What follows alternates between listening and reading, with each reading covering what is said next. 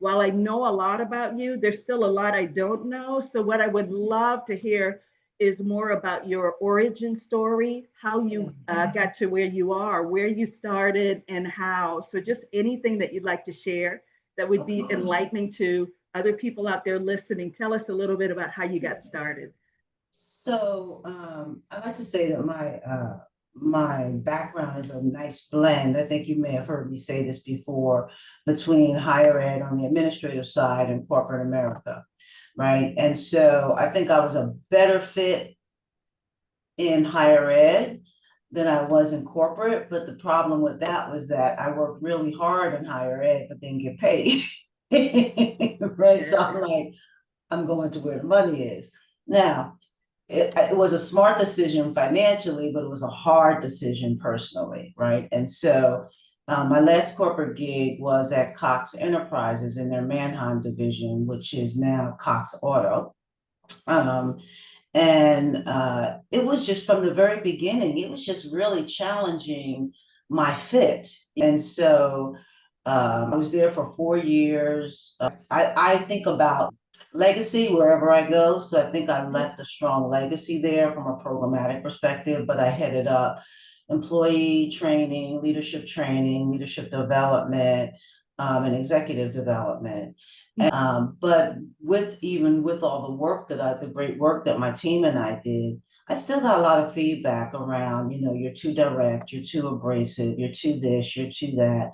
And it was just really hard for me because I couldn't figure out from one day to the next, like what shoe was going to drop. So I always went into work with this level of anxiety that was just crazy. Driving, I would find my foot like the foot that wasn't on the gas pressed down to the floor. And it was like, this is not a good thing.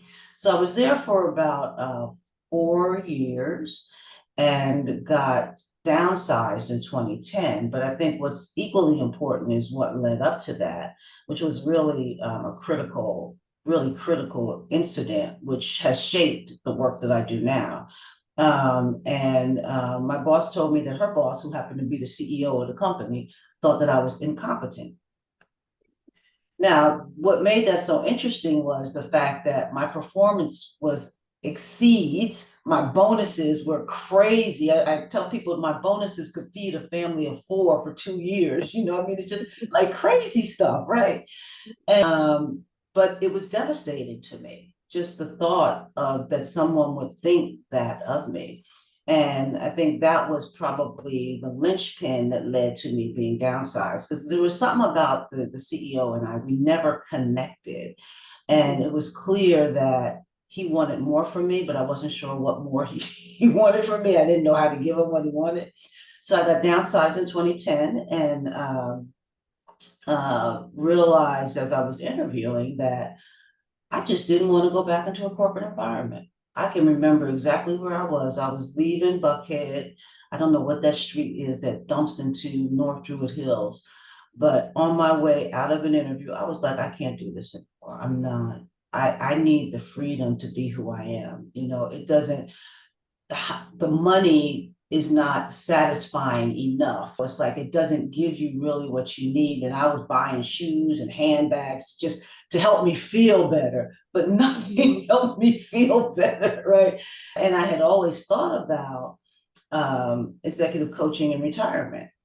And I thought to myself, well, this is the ideal time, because as much as you don't want to work in a corporate environment, if it doesn't work, you can always go back to a corporate environment or some environment and do something. And that was 16 years ago, or 15 years ago, right? It was the best decision that I could have made. And that critical incident with my boss and her delivering that message as it relates to the CEO is really what created the foundation for my work and my mantra, which is competence is more than performance. Because I was performing, right? I just wasn't connecting. Right. And so I tell people, as traumatic as that experience was, I'm Mhm. thankful for it for two reasons. One, without it, I wouldn't be doing the work that I'm doing today, which has given me more satisfaction than I've ever had in my career. Mhm. And I wouldn't have the foundation of the method or my methodology. So, and I think that's what makes it so relatable. And that's why um, I think I've been successful, because when I share that story, people can relate to it. Maybe they've never been called incompetent, right? But they've had something happen that causes them to question themselves. As a matter of fact, just this morning, well, actually, yesterday, a client that I had, she was a chief nursing officer and got promoted to CEO. So she left California, went to Washington, same company. Mhm. And I got a LinkedIn message from her last night saying that she had been released, right? And I sent her a text this morning saying, while it's painful, I know it's painful now, but when I tell you you're going to land well and even better, you will, Mhm. because these experiences are what prepare us for something greater, right? So, Mhm. and that's just that one experience has really informed my whole point of view. And Mhm. so it's been, from that perspective, it was quite beneficial.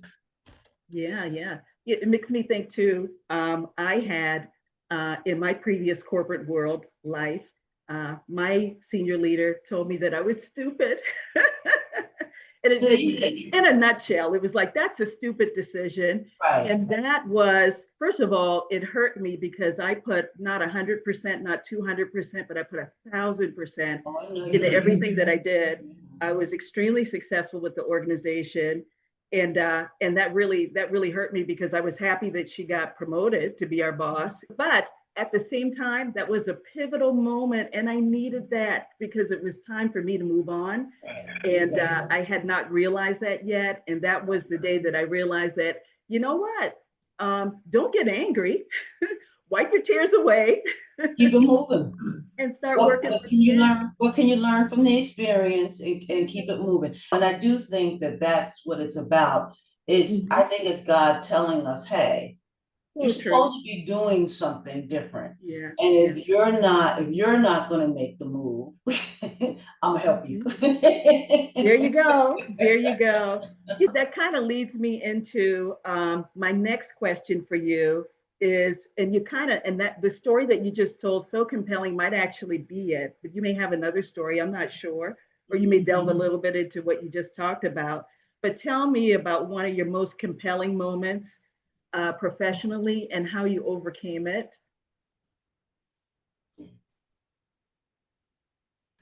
I really do think that it was that, Mm-hmm. and I have to say that for a while, I had internalized it, and my thinking was, and there's shame associated with, Yeah. because I tell people I got downsized, I got a great package, because I had signed that level, you sign all this stuff that says if we let you Mm-hmm. go, we're gonna pay you. So that wasn't the issue, but Mm-hmm. it was, and I tell people I was downsized, but that's a euphemism for being fired, basically, right? Yes. And so I really had to process, am I incompetent? Am I good at what I do? Like, do I know what the heck I'm doing? Like, you go through that phase. Mm-hmm. But then I had to think to myself, as I always do, Kim, let's go back and look at the big picture, not just this chapter, but let's look at Mm-hmm. the book, right? To Yeah. see exactly what you've done, what's gotten you here, and the successes that you've had. Because I'm very Mm-hmm. goal oriented. And Mm-hmm. I tell people that I've succeeded at every goal I've set for myself. And Mm-hmm. so I just had to remind myself of that, and then think, okay, now you have the freedom to do whatever you want to do while Mm-hmm. being yourself. Yes. You don't have to second guess. You don't have to, do all this other stuff to fit into whatever it is. This Mm-hmm. person wants you to be, that person wants you to be. You can be yourself. So leverage everything that you've done. Take Mm-hmm. your competence and Mm-hmm. intelligence and Mm-hmm. make it work. Yeah. And fortunately, I was dating my husband at the time, and I was sitting down creating strategy and all this stuff. He was like, "Can't just do something." just Yeah. take action. Stop Hmm. planning and take action. And that was the best advice he could have given me. Because, like I Yeah. said, that was 15 years ago. And when Yeah. I tell you that while that corporate job, financially, it was great, the perks were great, all that stuff was great. Hmm. Financially, I probably have done 4 times even better, Hmm. right? In Hmm. terms of my quality of life. And I've always Hmm.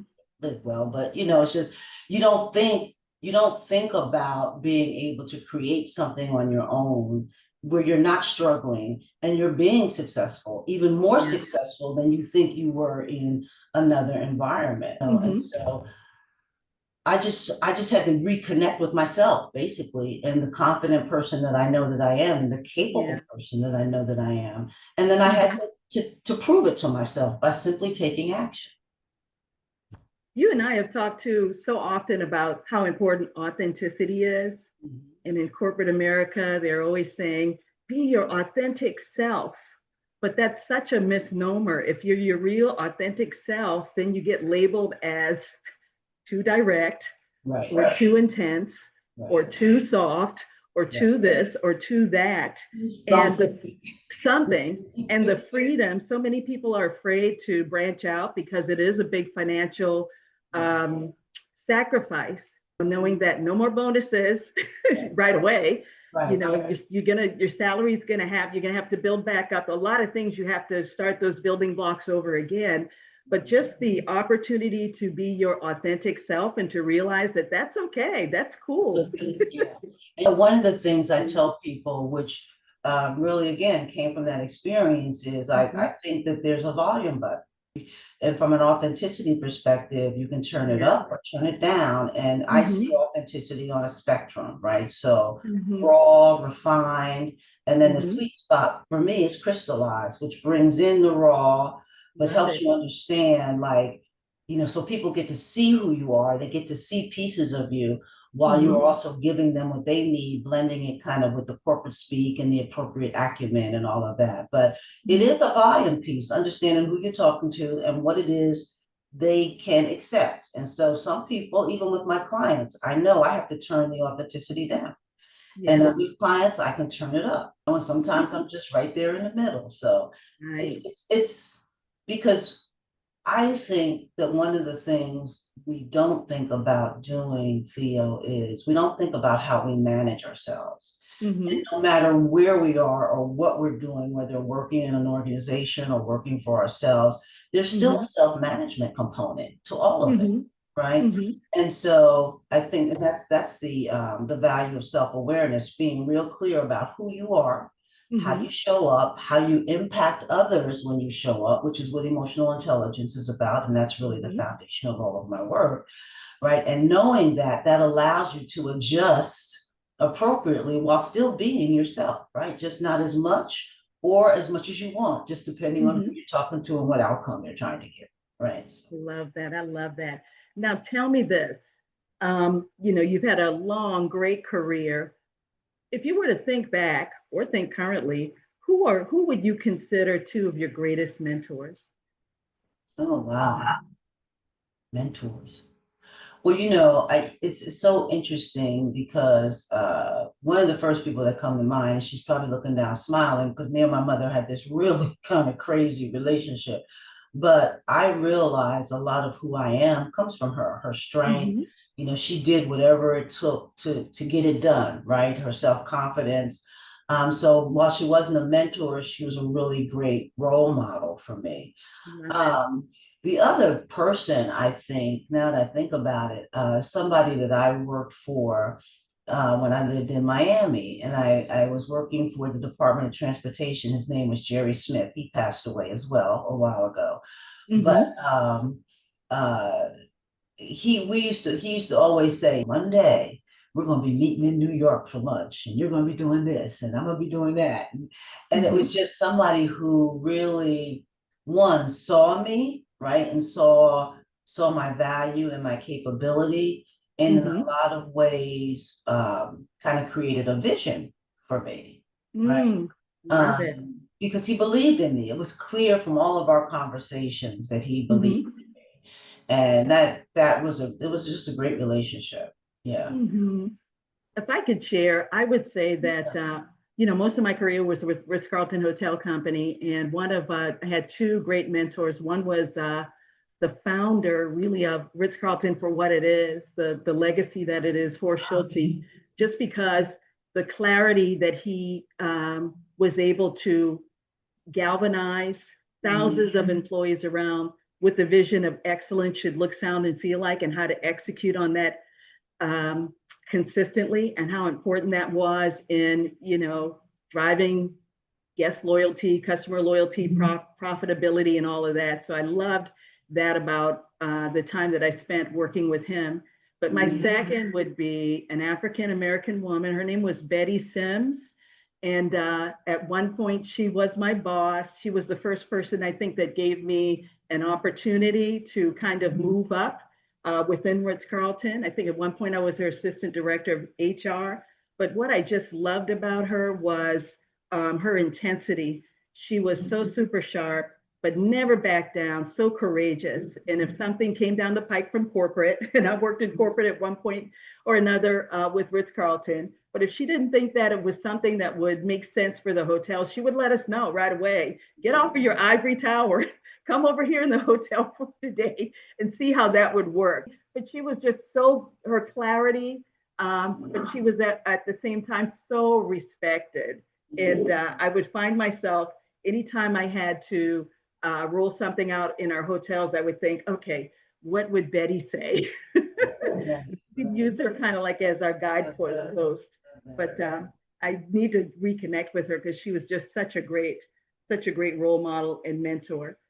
But let me ask you also, what is a lesson learned that you think would be enlightening, and looking at your span of leadership, of executive development, all the wonderful things, author, doctor, so many great accolades that you have. What's a lesson learned that you think other people could benefit in their leadership journey, in their journey to becoming an executive, or they're an executive, but they're struggling? What's your lesson learned? I think the biggest lesson that I've learned is the criticality of relationships. Mm-hmm. Um, I always say that, particularly as a person of color, we are raised to work twice as hard, right? And we get so caught up in that Mm-hmm. that we lose sight Mm. of the relationships that are so critical for our success, however we define success, right? And so Mm-hmm. that's in terms of mentorship, it's in terms of sponsorship, it's in terms of just day-to-day advocacy. And that's why the premise of on top of EQ of my work is really about, and everything that I do with my clients is really about connecting. Because unless you're connected, unless Mm-hmm. people see you, you can't influence, you can't inspire, you can't motivate, right? So the importance of being diverse, in our networks, and Mm-hmm. just ensuring that you have representation, Mm-hmm. and representation not just of race, but of thought and experiences and perspective, so Mm-hmm. that we can take all that and process it and figure out what's going to work for us. So I think if I had to take one thing away, it would be just Yeah. the importance and the significance of relationships. So Oh, I love that. I love that. And we've had on and off, not in a bad way, but just, connecting with each other on and off for many years. It's amazing that I've known you probably 25 years. I have so many friends that I've known for so long. But relationships are very important. So my last question to you is kind of around, what does the future hold for you? Like if we just look at short term, going into 2026, that's just 2 months away. What's your vision for 2026 for your organization, for yourself? What are you thinking? What are you planning on doing? great question. So, as a matter of fact, I just decided the other day that I'm taking December off and that I'm not talking to clients. Right? Good. Love And it. so I've been working on an online course, which I told you about probably for 5 years. And I've spent a lot of money in getting people to do different variations of it. And now it's at a Hmm. point where the content is there. Hmm. But I hate the videos. And as I think about it, I could probably even refine the content more. So Hmm. it's positioned such that, and I've learned things along the way that I can do it myself. So Hmm. I'm going to be working on that, rolling that out. Um, One of the things that I really want to think about doing is kind of working less while making more. Yes, I love it. And so really thinking about who are my current clients, how can I continue to add value to them at an even Hmm. higher level, and having those conversations with folks to set me up for Hmm. 2026. And then the things we're talking about doing, right? Yeah. The podcast. And so partnerships are just critical too. But Hmm. I always say partner with the right people, because over the years I've tried that and the dynamic has been disappointing. And so Hmm. I've been really, I was telling my husband, it's like, I think Theo and I are going to do so good together because we have a mutual respect for one another. We Hmm. have to respect what each one has accomplished. We understand the capabilities that we each bring to the table, right? We're both Hmm. strong. And so Yeah. there's really nothing to compete. It's only about complementing, right? And so I'm really looking forward to our partnership. And then visibility, I think, is really the thing for me. So between Hmm. the podcast, the online stuff, I've been working on my YouTube channel, and I got to say, I've been checking you out because I'm like, okay, how she get that banner? Let me figure out how to make that. And I don't know if you noticed my last video, but I've been studying your videos. And I'm like, No. I need better lighting. So it's like, thank you, Theo. Thank you, Theo. Because we learn from one another, right? And Hmm. so, and when Hmm. we can take the best of what each other has, that's a compliment. Yes. That's not competing. It's like, wow, you do that great. I want to learn how to do that just as great as you, Hmm. right? And Hmm. so I just the idea of kind of partnering with people, well, that's going to be limited because I think you're going to be my only partnership for 2026. But learning from you, right? And Yes. giving as much to you as you need from me, so we can Hmm. just learn from one another. So that's really Hmm. what I'm looking forward to in terms of just increasing my visibility. But in all transparency, I'm really Hmm. thinking about what is winding down by too. Yes. And Yes. so being more intentional about taking time off, and not just a long Mm. weekend, but Love it. weeks. Like, I'm gonna take this week off or this new 2 weeks off.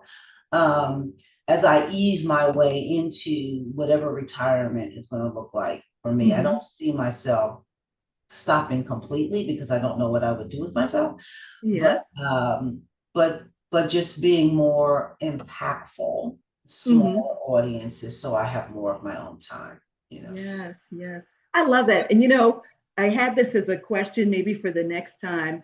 What is the word of the day or word of the week? Because I kind of do that when I'm coaching with my clients also. Sometimes they're so flustered. I'm like, okay, what's the word of the day? And my word of the probably month has been intentional. So it's amazing that you brought that up, because as leaders, executives, it's important that we're intentional, but also my word for this year going into next year is pivoting, because for some reason, um, it's again time for, I've made many pivots professionally, and it's time to make another professional pivot. I always kind of use the example of when your suit is too tight, it doesn't Right. fit anymore. Now you need to go and buy a new suit. So I'm looking at what pivot to to scale down on some things and really intentionally only work on those things that are important, because I'm the type, I work on what I've become is undisciplined, Kim. If I think of something, an idea, I stop everything and I start that idea, and then I end up with 92 ideas. When I was in corporate America, that was never acceptable. No, we got 5 core things we're working on, and that's it. So this year, I want to be more intentional. But I will say that I have, been so happy to reignite the business relationship with you, because you are definitely, you've always been a person that your professional or executive presence is one that is unmatched. And as you stories like, she is just so crisp, so professional, but at the same time so authentic. I mean, wow, she's like the type that when she walks in the door, you better stand at attention, and not stand at attention in a way of I'm scared of her, but wow, I want to make sure I put my best foot forward. So I'm learning again. I'm learning so much from you too. So I'm looking just forward to fruitful conversations like this, and us using this to enlighten others, because there are many people out there we deal with in our with our clients with a lot of the same challenges that we've had in the past, and this is just a good way to share that with them. So let's close by me asking you. I tell you my word of the day. I got two. One is to make a is pivot, and the second is intentional. But if you were to think of what's a word that will be your word for the week or for the day, what would that be? I think two words, and I can put them together for now, and it's going to take me in and through 2026, is bold focus. Bold focus. Just having that clarity around what's important and what I'm working on, because I'm like you, I get ideas and I'm over here.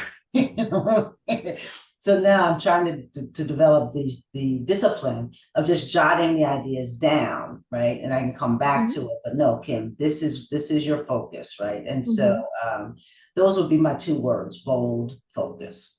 Yeah. Very good. Well, I hope people find this conversation fruitful. Your business is 15 years and still striving so strongly. November 1st, 2025 is 22 years that I've been in business, and I would have never in a million years thought that I'd be doing something longer than when I worked with Ritz-Carlton. And I'm kind of like you. I don't see a path for retirement. I see that continue to pivot and look at, as things change, how I evolve and what I do going forward. So thank you so much for opening up